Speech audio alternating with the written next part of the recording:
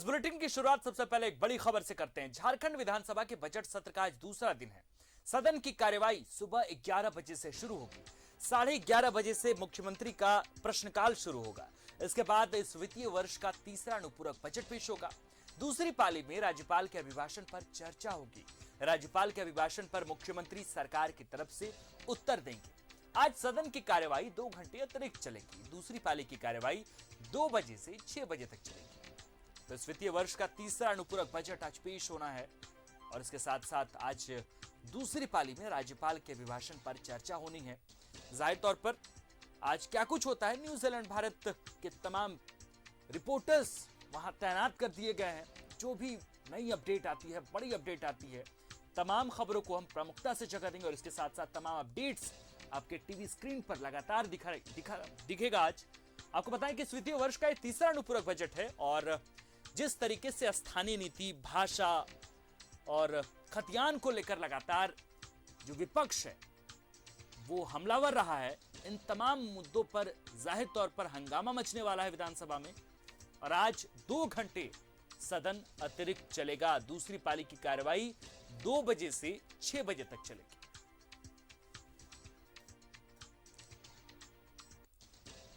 झारखंड विधानसभा के बजट सत्र में सरकार को घेरने की रणनीति बनाने के लिए बीजेपी ने विधायक दल की बैठक बुलाई।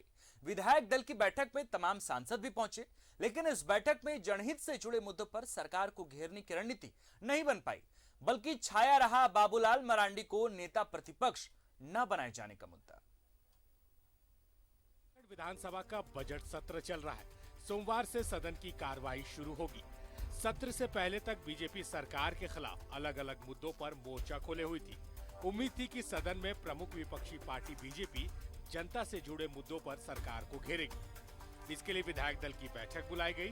विधायकों के साथ सांसद भी पहुंचे।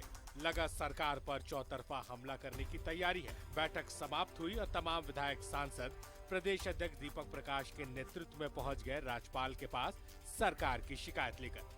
लेकिन जब बीजेपी प्रतिनिधि मंडल राजभवन से बाहर निकला तो पता चला कि आज बीजेपी किसी और ही मुद्दे पर चर्चा में जुटी थी और वो मुद्दा था बाबूलाल मरांडी को नेता प्रतिपक्ष का दर्जा देने का।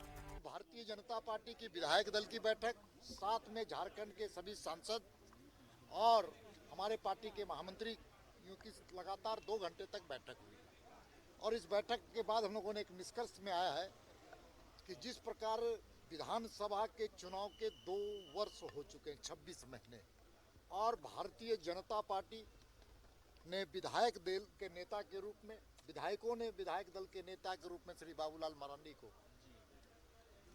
निर्वाचित किया और इसकी जानकारी और सूचना लिखित विधानसभा के अध्यक्ष को दिया गया है। लगातार 2 वर्ष होने के पश्चात भी विधानसभा के सम्मानित अध्यक्ष ने कोई निर्णय नहीं लिया है और निर्णय नहीं लेकर के संवैधानिक मर्यादाओं का उल्लंघन किया है। हम मानते हैं कि लोकतंत्र में सबसे पवित्र मंदिर विधानसभा होता है और वहां विपक्ष के नेता की बहुत बड़ी भूमिका होती है।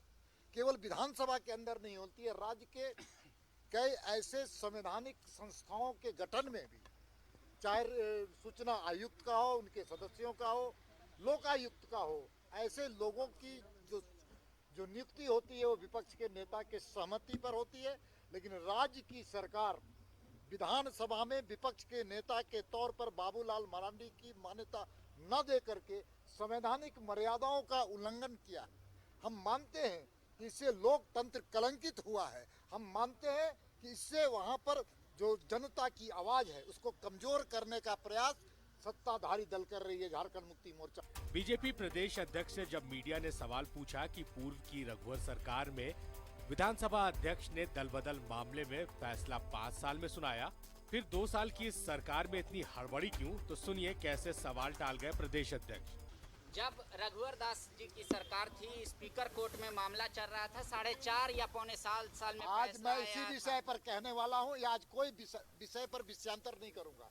मेरा और पार्टी की मान्यता है कि सिर्फ और सिर्फ आज इसी विषय पर कि लोकतंत्र की हत्या राज्य सरकार के इशारे पर माननीय स्पीकर महोदय कर रहे हैं, इसलिए आज किसी दूसरे विषय पर हम नहीं बात करेंगे। बहुत बहुत धन्यवाद। बहरहाल नेता प्रतिपक्ष का दर्जा पाने में फिलहाल बाबूलाल मरांडी को प्रतीक्षा करनी पड़ सकती है, क्योंकि मामला विधानसभा अध्यक्ष के कोर्ट में चल रहा है। कैमरामैन अरविंद के साथ रांची से न्यूज़ 11 भारत के लिए राजेश कुमार की रिपोर्ट।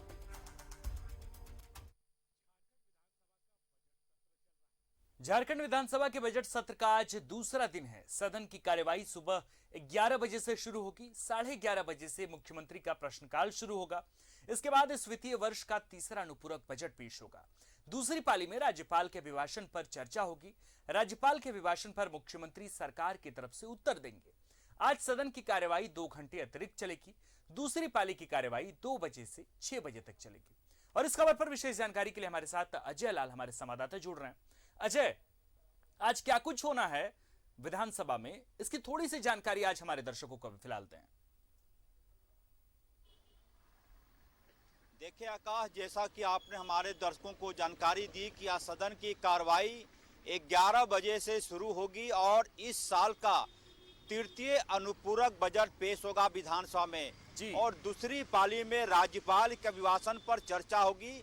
और आज ही वो दिन है जब से मुख्यमंत्री प्रश्नकाल की शुरुआत होती है। ये सदन की कार्रवाई की वो सूची है जो विधानसभा के द्वारा जारी की जाती है, लेकिन इसके इतर जो दृश्य उभर कर सामने आने वाले हैं विधानसभा में, मुझे लगता है कि काफी हंगामेदार होंगे। कल भारतीय जनता पार्टी के विधायक दल की बैठक हुई थी कल शाम में, और उस बैठक में कई प्रकार की रणनीति बनी। कैसे सरकार को हम घेरे, उस मुद्दे पर काफी रणनीति बनी थी। जाहिर सी बात है सरकार का भी होमवर्क उस प्रकार का होगा या नहीं वे देखना होगा। लेकिन सरकार के कई मंत्रियों से आप बात करेंगे तो उनका कहना है कि सरकार ने अपना होमवर्क कर लिया है।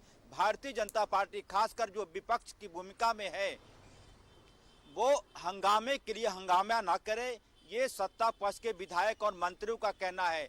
तो सदन की कार्रवाई शांतिपूर्वक होगी ये कहना थोड़ा ठीक नहीं होगा, क्योंकि जिस प्रकार का पिछले 3-4 साल का पीछे जाएंगे और उस सत्र का जो पूरा ट्रैक रिकॉर्ड उठाकर देखेंगे तो कई ऐसे मौके आए जब पक्ष और विपक्ष में शोरगुल ही नहीं, हंगामा ही नहीं, बल्कि सीधा टकराव होता दिखाई पड़ा। आपको जानकारी होगी कि कैसे पिछले सत्र में भानु प्रताप शाही सहित कई विधायकों ने कई बिल फाड़कर स्पीकर के पास फेंक दिया था। तो तमाम चीजें हैं, क्या वो सीन दोहराए जाएंगे या फिर विपक्ष और मैच्योरिटी का प्रदर्शन करेगा, सरकार का होमवर्क क्या है, ये तमाम चीजें देखने को मिलेंगी। लेकिन ये तय मानिए कि बजट सत्र जो चल रहा है वो हंगामेदार होंगे, शोरगुल भरा होगा। आकाश, अजय, तैयारी हर बार करती है तमाम पार्टियां, चाहे वो सत्ता की हो या फिर विपक्ष की हो। सत्ता पक्ष की तैयारी भी हुई। मुख्यमंत्री हेमंत सोरेन ने उस बैठक की अध्यक्षता भी की थी और इसके साथ साथ अपने तमाम विधायकों को यह भी कहा था कि पूरी जोर शोर के साथ तमाम उत्तर भी पेश करना है जो सवाल विपक्ष पूछेगा। इसके साथ साथ कल जो है वो विपक्ष ने भी अपनी तैयारी पूरी कर ली है। लेकिन सवाल यह है कि पिछले सत्र में भी तमाम पार्टियों ने अपनी पूरी तैयारी की थी, लेकिन पूरा सदन हिंदू और मुस्लिम, इस्लाम और इसके साथ साथ क्षणिक राष्ट्रवाद, इन्हीं तमाम मसलों पर पिछले बार का विधानसभा का जो सत्र था वो निपट गया। इस बार कितनी उम्मीद है जय कि इस बार बिल्कुल शांति से होगी, जनहित के मुद्दों पर बात होगी, हिंदू मुस्लिम इस बार नहीं होगा?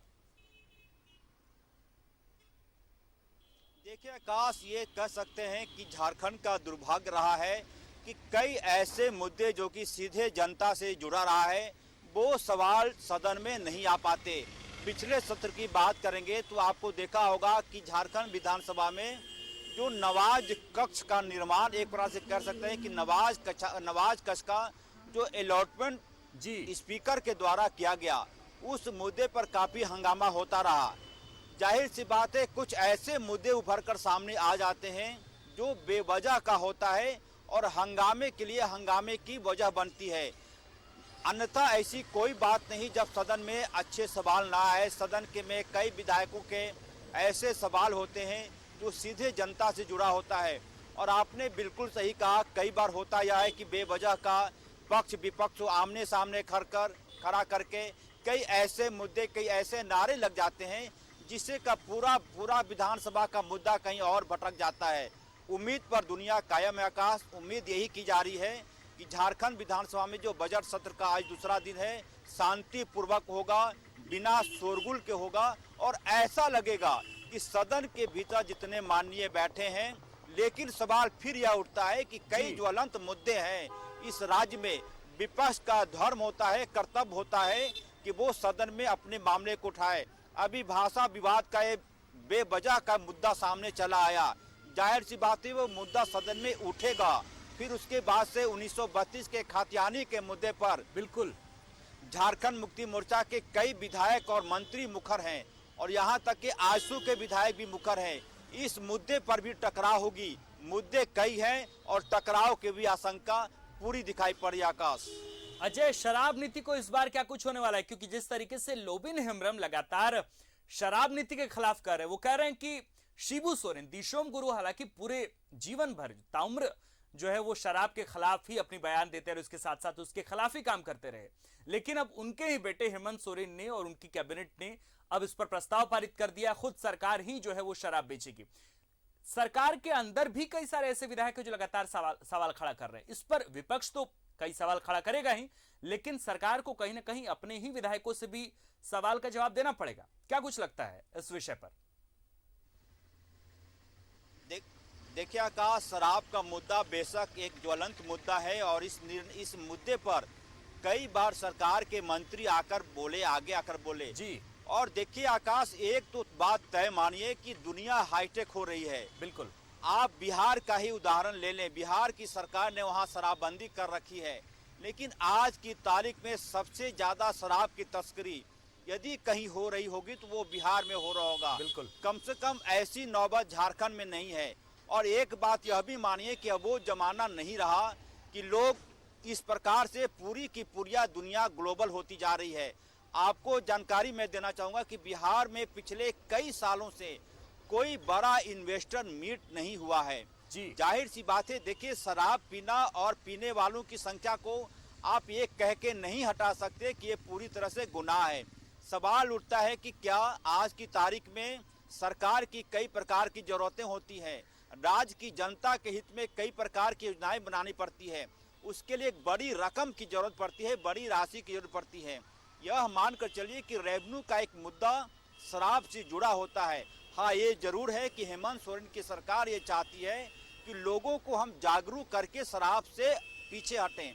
यानी कि यदि कोई व्यक्ति शराब पीता है और उसको आप जबरन हाथ से बोतल छीन लेंगे और यह कहेंगे कि कल से आपको शराब पीना नहीं पीना है, तो वो व्यक्ति आक्रामक हो जाएगा। सरकार की नीति है कि लोगों को हम जागरूक करें, राज्य की 3.5 करोड़ जनता को हम बताएं कि शराब आपके हित में नहीं है। और जैसे ही आंकड़ा कम होगा तो मुझे लगता है कि वो दिन भी आएगा जब जनता खुद बोलेगी कि बेशक शराब आप बेचिए, लेकिन मैं शराब नहीं पीऊंगा। मुझे लगता है कि जागरूकता का सबसे बड़ा विषय है, लाठी डंडे के बल पर किसी को आप शराब का लत नहीं छुड़वा सकते, जैसा कि बिहार की सरकार कर रही है कि वहां पर हेलीकॉप्टर से शराब की सर्च हो रही है कि कहां हेलीकॉप्टर से देखा जा रहा है कि किस गांव में शराब है।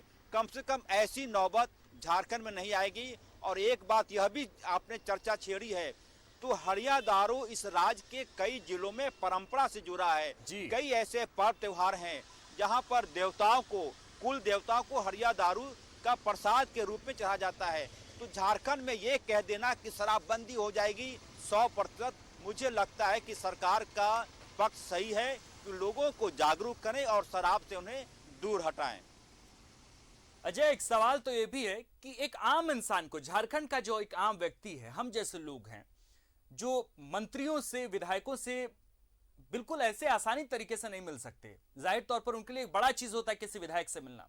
कितनी उम्मीद कर रहे हैं झारखंड की आम जनता, कितनी उम्मीद कर रही है इस बात को लेकर? उनके लिए इस बार बजट में क्या कुछ खास होने जा रहा है? क्या कुछ तमाम जानकारी जो हमारे दर्शकों को एक बार बताएं। देखिए आकाश, सबसे अहम चीज ये होगा कि राज्य के करीब 65,000 से ज्यादा पारा शिक्षकों का वेतनमान में 50% की वृद्धि हुई है और उनका लाभ उनको इस मार्च से मिलना शुरू हो जाएगा। ये सबसे बड़ा है, बजटीय प्रावधान करना सबसे बड़ी बात है। मुझे लगता है कि कई ऐसे मुद्दे होंगे। एक मुद्दा यह उठ रहा है कि झारखंड में जो टोल प्लाजा है जी वहां पे सरकार ये चाह रही है कि जो झारखंड से रजिस्टर्ड गाड़ियां हैं उससे हम टोल टैक्स नहीं वसूलें। ये मुद्दा सूबे के मंत्री जगन्नाथ महतो के समक्ष आया था। आपको याद होगा कि मध्य प्रदेश की सरकार ने अभी महज 7 दिन पहले ये फैसला किया है कि जो मध्य प्रदेश की रजिस्टर्ड गाड़ियां हैं उससे उनकी सरकार कोई भी टोल टैक्स नहीं लेगी और बाकायदा जो टोल टैक्स की राशि होगी उसका वहन राज्य सरकार करेगी। मध्य प्रदेश की सरकार ने यानी कि वहां के मुख्यमंत्री शिवराज सिंह चौहान ने ये फैसला लिया था। एक सर्वे हुआ था और यह देखा गया था कि यदि टोल टैक्स पे 100 रुपये वसूले जाते हैं तो 80 रुपया व्यावसायिक वाहन से आता है और 20 रुपये निजी वाहन से। तो मध्य प्रदेश की सरकार ने सोचा कि क्यों ना हम 20% की राशि खुद दे दें ताकि लोगों को राहत हो। एक मुद्दा यह भी उठ रहा है कि यदि राज्य की सरकार एक बड़ा दिल दिखाए तो ये मुद्दा सदन में आ सकता है कि हम बजट में इस प्रकार के फैसले कर सकते हैं। और थोड़ी बहुत चीज़ें होती हैं कि कुछ किसी चीज़ पर सेल टैक्स कम हो जाना, ज़्यादा हो जाना, एक्साइज ड्यूटी कम कर देना, वो चीज़ें छोटी बड़ी सस्ती महंगी होती रहती हैं। लेकिन ये तमाम मुद्दे हैं जिस पर कि सरकार को लगता है कि राज्य के जनता से जुड़े मुद्दों पर सबसे ज़्यादा फैसला लेगी। और एक बात यह भी कि कई इस जिले में छोटे पुल पुलिया हैं, उसके लिए बजटीय प्रावधान होगा।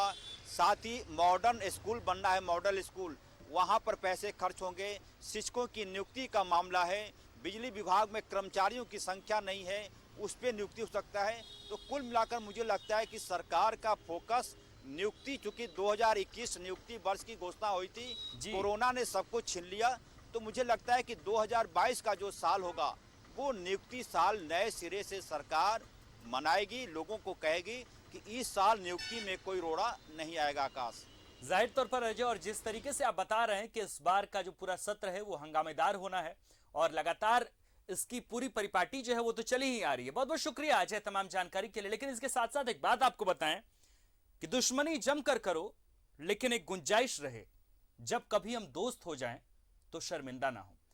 तो स्थिति यही है कि विधानसभा सत्र में दुश्मनी भी होती है और दुश्मनी ऐसी होती है कि लोग टीका टिप्पणी करते हैं और इस लिहाज से करते हैं कि कई मंत्री खुद दुखी भी हो जाते हैं। तो तमाम मुद्दे हैं, तमाम बातें हैं, लेकिन वक्त तो चला एक छोटे से ब्रेक का, और ब्रेक के बाद खबरों का सिलसिला भी बदस्तूर जारी है।